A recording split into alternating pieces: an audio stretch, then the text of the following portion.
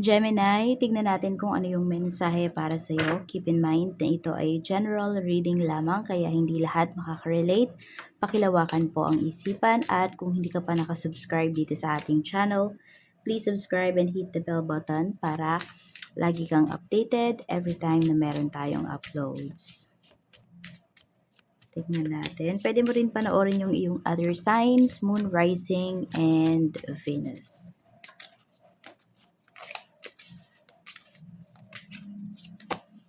Meron tayo ditong intimacy. We have contemplation. Meron tayo ditong broken mirror. So, there is someone dito na sobrang namimiss ka niya.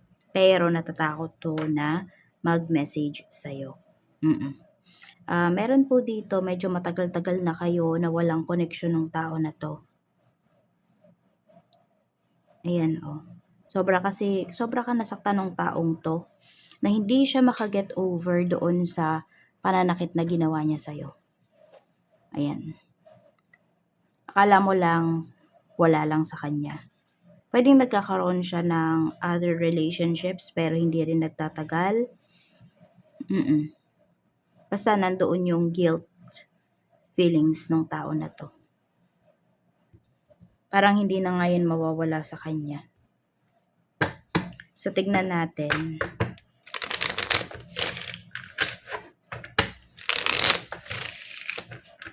Alam niya na nagkamali siya ng desisyon nung pinakawalan ka niya. Tignan natin ano yung mensahe para sa'yo. Ano tong intimacy na ito, okay? Tignan natin. Ano tong aspect, saan tong aspect ng life mo ngayon, Gemini. We have 3 of Pentacles. Meron tayo ditong 3 of Wands. So, meron talagang nakakamiss sa'yo dito. Alam mo, gusto niya talagang i-work out yung relationship ninyo. For some of you naman, pwedeng ito po ay, sabihin natin, hindi to romantic relationship. For some of you, pwedeng ito ay kaibigan mo. Pwede rin naman na ito po ay isa sa mga family members mo. Namimiss niya na yung closeness ninyo. Okay? Yung tipong dati, alam mo yon, sa kanya ka pa nagkikwento ng mga problema mo. Kahit na, ayan, pwedeng nasa malayo siya, ganyan. So, ngayon, pwede kasi na, ayun nga, nasira yung relationship ninyo. Meron din dito. Kaya, sobrang namimiss ka nitong person na ito. Pwede rin dati mo itong katrabaho. Ganyan. And pwedeng wala namang nangyari na sabihin natin, hindi naman kayo nag-away ng tao na to, pero bigla na lang, parang hindi nyo kinontak yung isa't isa. Para ayun, nawala yung communication. Pero ito nandito yung namimiss ka niya, pero hindi siya nagme-message sa'yo. Ikaw naman, pwedeng hinihintay mo na mag-message lang yung tao na to kasi pwedeng iniisip mo, Gemini, na baka busy siya, ganito, ganyan, baka ayaw niyang maabala. So, kung wala naman kayong pinag-awayan ng tao na to, i-message mo na siya. Baka ang nangyayari kasi naghihintayin lang kayo. So, bakit nga ba ikaw yung gagawa nun kung 'di ba? Kung wala naman kayong pinag-awayan, bakit ikaw, 'di ba? So, mapapatanong ka, ba't ako po yung kailangang mag-message? Ikaw kasi nakapanood ng video na to. And yun yung pinapakita na energy sa atin dito. Naghihintayan lang kayo. Kaya kung hindi to about sa relation, sa love, sa romantic relationship, tas di kayo nag-away ng tao na to, i-message mo na siya. Oo. Tignan natin. Mukhang madami kayong kailangang pag-usapan. Maraming usapan, maraming chika. Contemplation. We have 5 of Wands and we have 5 of Cups. May nalulungkot dito. Ayan.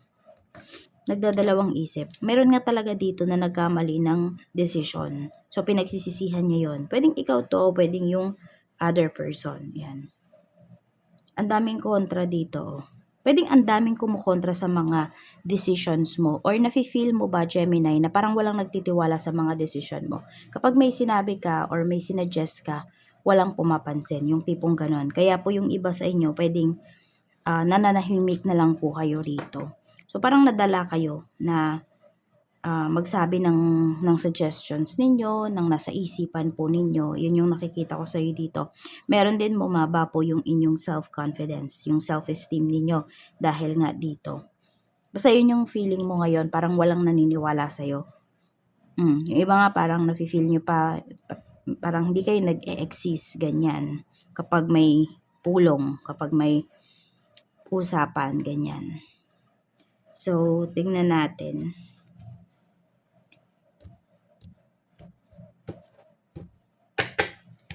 Balance niyo po yung inyong yung inyong root chakra. Yan, kapag ganito na yung nangyayari po sa inyo na yun nga, nawawalan kayo ng believe sa inyong sarili, balance mo yun. Pero hindi lang yun yung kailangan mong i-balance. Pero doon ka muna mag-focus. Okay? Kasi napaka-importante nun. Once na na-balance mo na yun, okay? Next, ka na. Next chakra ka na. Ganun yung gawin mo. Pataas.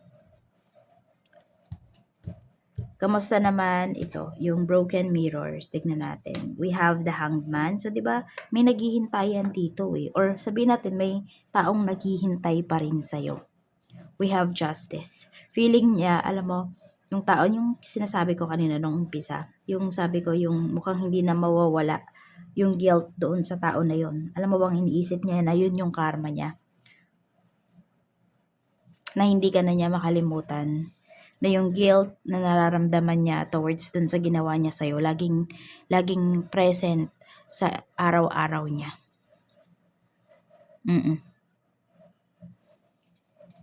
Ayan, yan yung nafe-feel niya, yung taong nakasakit sa'yo. Parang wala siyang gana sa lahat. Kamusta naman ang iyong emosyon? We have 10 of Pentacles. So, marami po sa inyo. Okay naman. Stable naman po yung inyong emotions. Kayang-kaya nyo po siyang i-handle. Ito naman yung isipan mo. Actually, happy yung iba sa inyo kasi maganda yung kaperahan po ninyo. So, pwedeng meron kayong pinagkakakitaan dito, Gemini, na nakikita mo talaga yung ganda ng flow ng finances mo. Kaya happy yung heart mo rito. And some of you po, ayan, yung isip nyo naman, pwedeng nakatuon din po talaga sa pagkita. So, may, yung mindset ninyo, okay? Maganda yung mindset ninyo ngayon in terms of your career, in terms of your finances. Pwedeng doon nakatuon talaga yung inyong atensyon. And, pinapakita rin dito, you are very busy. Oo, madami kayong iniisip pero hindi siya pag-overthink. More on occupied po yung mind niyo sa mga dapat nyo talagang gawin. Masabi natin dito na healthy yung mind ninyo ngayon. Spiritual health, we have the Emperor. So, ayan po, okay din yung inyong spiritual health. Tingnan mo, ano yung sabi ko sa'yo kanina, i-balance mo yung root chakra mo. Ang kulay ng root chakra natin is red. Makita mo madaming color red dito sa mo. Ito, red yung nandito yung hinihigaan. Ayan, color red. Ito, color red din, di ba? Ayun, yung pants niya din, color red. Ano pa, ayan. Ito, tas ito pa. Tapos ito, color red din. So, balance mo yung chakras mo. Yun yung sinasabi sa'yo dito. Para makapag-decide ka talaga. Kaya, ayan, kung sabihin natin, hindi mo lang naman ngayon na-feel yan Pwedeng may mga susunod pa na mga times na ma-feel mo na nagdududa ka sa sarili mo, sa mga gagawin mo. Balance mo yung chakras mo. Magsuot ka ng red na mga damit. Ayan, actually, naka-red nga ako ngayon Red na damit, red na mga pagkain, yun yung gawin mo. Pwede ka din namang mag-meditate. Energy naman ng mga taong makakasalamuha mo. We have 2 of Cups. Marami kang mga makakasalamuha ditong couples. Marami din dito na masaya sa relationship. Alam mo yung glowing yung mga, yung glowing yung mga tao na makakasalamuha mo. Alam mo yung makikita mo sa mukha nila, sa mata nila na masaya sila. So, magagaan din itong kasama. Tignan natin. Ito naman, blessings na paparating para sa'yo. We have 6 of Wands. We have 4 of Wands. Meron ding pinapakita rito, makakauwi, makakapag-vacation. Ayan. Kung ito naman sa trabaho, pwedeng meron din pong promotion sa inyo. Yan. Or could be, hindi siya promotion, pero mafe-feel mo yung support ng mga coworkers mo. O pwedeng maha-hire yung iba pala sa inyo kasi kung naghahanap kayo ng work. We have the Empress. So, meron din kung may buntis naman po dito or buntis yung asawa mo or kung sino man kakilala mong buntis. Yung iba sa inyo pwedeng kuhanin kayong ninang, ninong. Meron din po dito na makakapanganak ng safe. Tignan natin. Pero ito meron din dito po na unti-unti kasi makakaramdam kayo ng support galing sa mga tao na nasa paligid po ninyo. Tapos, meron kayong ma-achieve na goals ninyo. Actually, parang ito yung biggest purchase ninyo biggest goal ninyo. Ma-achieve niyo siya, Tapos ito po, magiging happy talaga kayo. Babalik yung self-esteem ninyo, yung pagtitiwala ninyo sa inyong sarili. Mafe-feel nyo yan, Gemini. Tignan natin, ano naman po yung meron din pwedeng mag-start dito ng business. Basta madami kayong sisimulan Tignan natin, ano naman, blockages sa life mo ngayon. We have Two of Swords. Ayan, yung pagdadalawang isip po talaga. Yun yung blockages sa life mo. So, follow mo din yung intuition mo, pero kung pati sa intuition mo, nagdududa ka, you need to balance your, your chakra, your root chakra. We have Two of Wands. Meron naman dito, kaya hindi rin talaga kayo makagawa ng decision. Meron po kasi nasa malayo kayo. So, may mga, sabihin natin, may mga dapat kang harapin kasi na hindi mo makontrol ngayon kasi nga nasa malayo yung iba sa inyo. Kaya medyo may napafrustrate kayo. So, kung sabihin natin yan yung sitwasyon mo, wala ka talagang magagawa, wag mo munang masyadong isipin yan. Kasi ang mangyayari talaga sa'yo, mai-stress ka lang, hindi ka makakapag-focus dun sa mga dapat mong pag-focusan. Sa mga mas importanteng bagay na nasa harap mo ngayon. So, yan yung mga nakaka-block sa'yo. Yan, yung iba nga, nasa ibang bansa.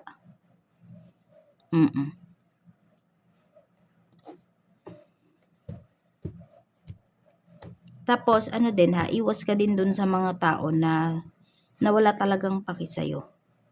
Ayan, meron kasi mga tao dito na kahit na, alam mo yun, nagsabi ka na, wala silang pake. So, alam mo yun, sabi ko nga parang nafe-feel mo dito walang sumusuporta sa'yo, diba? Alisan mo yung mga ganong tao. Kasi iyon din, isa din yun sa nakaka-block sa'yo. Sa work naman, we have Knight of Swords. Yan. Mayroon tayo ditong Seven of Wands. And we have the Sun. Okay, so ang nakikita ko kasi dito, meron ka talagang pinopursue pagdating sa iyong trabaho. So, alam mo yung walang makakapigil sa'yo. Pagdating naman dito, kahit may suporta or what, actually, iba nga sa inyo, may makakaaway pa kayo dito dahil sa project na yan.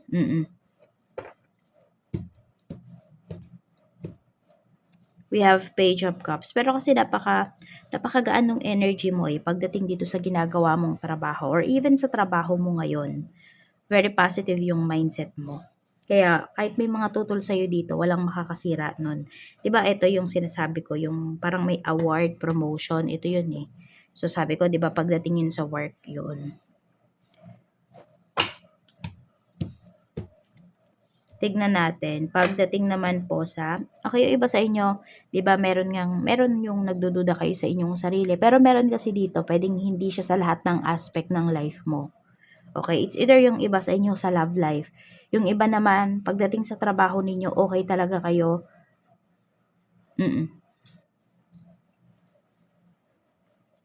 Yung mga coworkers mo naman, we have Two of Pentacles. So, yun, marami ding mga coworkers mo rito na masasabi mo na, yun nga, minamaliit ka, ina-underestimate ka. Pagdating naman to sa negosyo, so, yan na, we have Wheel of Fortune. Meron tayong Seven of Pentacles. So, sabihin natin, itong mga nakakaraan ba, hindi gano'n kaganda yung sales ng negosyo ninyo. Huwag kayong mag-alala, kasi papunta na po sa inyo. Ikot na siya. So, kung hindi yan pumabor sa inyo, feeling mo hindi yan pumapabor sa iyo nitong mga nakakaraan. Actually, parang hindi nga lang nakaraang araw, months, kung hindi iba po sa inyo nakaraang taon. Pero ayan, dahil nagtiyaga po kayo, so magka-harvest na kayo dito ngayon. Tsaka, alam mo na kasi kung ano ba yung mga dapat mong gawin pagdating dito sa negosyo mo. Mas tinutukan mo. Kung hindi nyo mas tinututukan ngayon yung inyong negosyo, tutukan nyo po kasi ayan na, papunta na, paglago na talaga yung inyong business. We have 5 of Swords. Meron tayo ditong King of Wands. Ayan, mukhang mayroon kang mga tinanggal dito na nakakalason talaga, nakakasira dito sa iyong negosyo. So, for some of you, pwedeng ito po ay mga kamag-anak ninyo na pinagkatiwalaan ninyo dito sa negosyo. Meron din kasing pinapakita dito, Gemini, na pwedeng staff mo. Okay? Hindi mo kaano-ano. Ayan. Sabihin natin yung nagtatrabaho para sa'yo. So, ayun. No, na-address mo na yung sabihin natin, yung dahilan kung bakit humihina yung iyong negosyo, yung sales mo. Yan po. Clients, kamusta? We have Queen of Cups. So, marami dito nakisimpatya ng mga clients mo. Madami ka ding na-receive, 'di ba? Simula nung na-address mo to, pwedeng madami kang na-receive na mga, ayun, pakikisimpatya ng mga clients mo, tapos yung mga saloobin nila, yung sabi natin yung feedback nila dun sa products mo, o kaya pala may nagbago, ganito, ganyan. So, nalaman mo ngayon yung parang mga reklamo nila. Pero mababait yung mga clients mo kasi naiintindihan ka nila rito. Tapos marami din po dyan is pinamamalita yung business mo. Word of mouth, ganyan.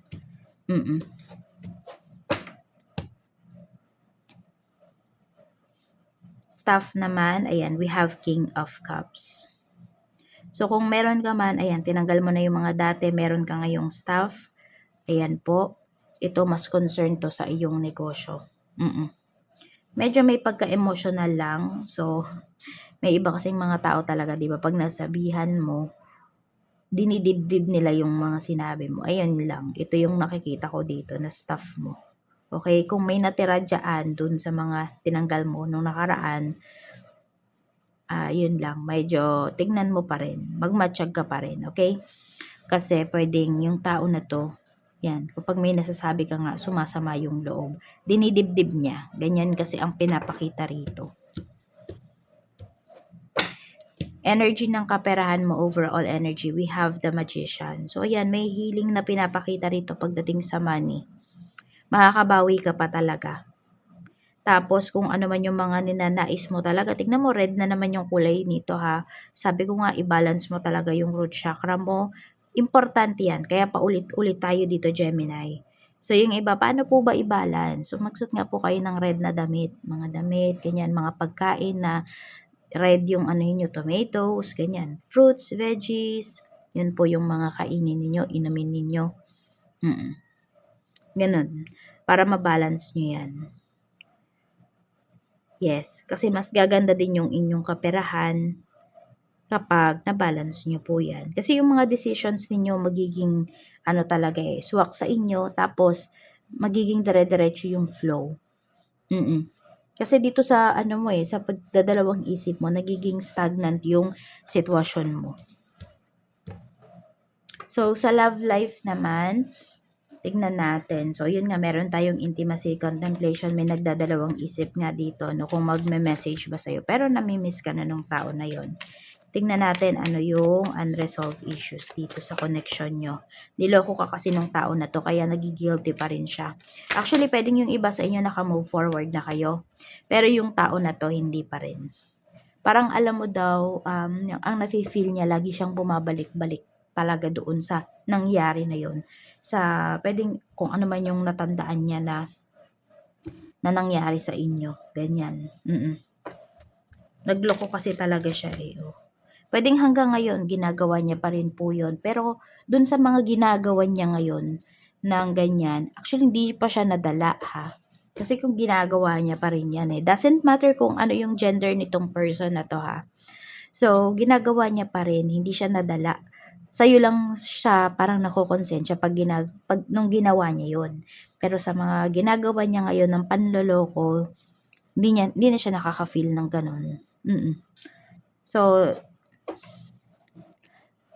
kinakarma na nga yata talaga yung tao na yan, nananakit sa'yo.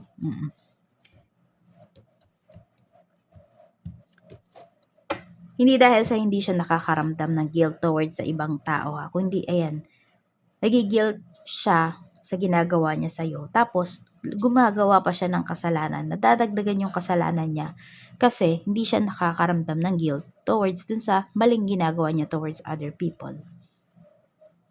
Ang toxic niya talaga. Buti na lang yung iba sa inyo, iniwan nyo na to, kinat nyo na talaga yung connections towards this person. Tignan natin. Ano yung nafe-feel niya sa'yo? Ayan, we have Page of Wands and we have Ace of Pentacles. So, ngayon niya talaga nakikita yung worth mo. Pero kasi hindi ko nafe-feel dito na pwedeng may feelings pa siya sa'yo, no? Pero, mas more on nakikita niya talaga yung worth mo ngayon. Oo.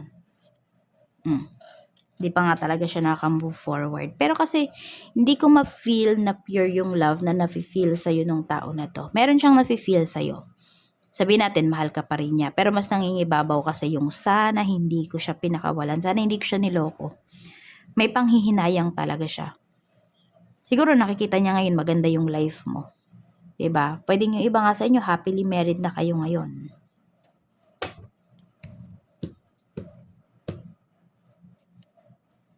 Lagi kanyang iniisip. Pwedeng mag-message to sa'yo. Kahit sa anong paraan. Sabihin natin yung iba sa inyo sinasabi nyo, naku, block na po ako, block na po yan, block na po. Ganyan-ganyan. So, pwede naman siyang gumawa kasi ng ibang accounts. O kaya naman, pwede niyang padaanin towards sa mga kakilala ninyo or naging kakilala niya din, naging kakilala nyo, yung gusto niyang iparating sa'yo. So, basta gagawa to ng paraan para, para magparamdam sa'yo.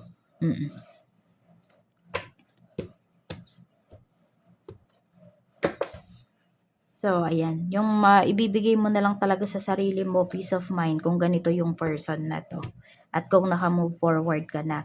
So, wag mo na siyang i-entertain. O kaya naman, kung papadaanin niya sa ibang tao yung gusto niyang sabihin sa'yo, ganun din yung gawin mo. Sabihin mo dun sa tao naman kung sino yung naging tulay, no? Doon sa message niya, sabihin mo din yung gusto mong sabihin. Oo, sabihin mo, siguro huminto na siya, ganun. Na happy ka na sa life mo. At huwag ka na niyang gagambalain pa. Kahit kailan. O kailangan mo siyang sabihan. Kasi mahirap na pag ginulo ka ng ginulo ng taong to or ginulo ka ng tao na to, 'di ba, nagparamdam siya sa'yo, inaccept mo yon, parang na-invite mo pa na may sumira dito sa magandang life mo ngayon, sa magandang relationship na mayroon ka, which is yun yung ayaw nating mangyari. Netflix and chill, sneaking around, friends with benefits, spending time with someone, lying about their whereabouts. So, ayan, kung yung iba naman po sa inyo, wala kayong kaalam-alam sa ginagawa nitong person mo, so, ayan. Malalaman nyo na nagsisinungaling pala siya sa'yo, na hindi pala siya dito pumunta sa kaibigan niya, meron pala siyang ibang pinuntahan. Ayan po. So, pwede nga, ngayon yung iba sa inyo, ngayon nyo to nalalaman kung kailan hiwalay na kayo. So, ayan lang po yung mensahe para sa iyo. Maraming salamat. Mag-iingat ko always and see you again on my next video.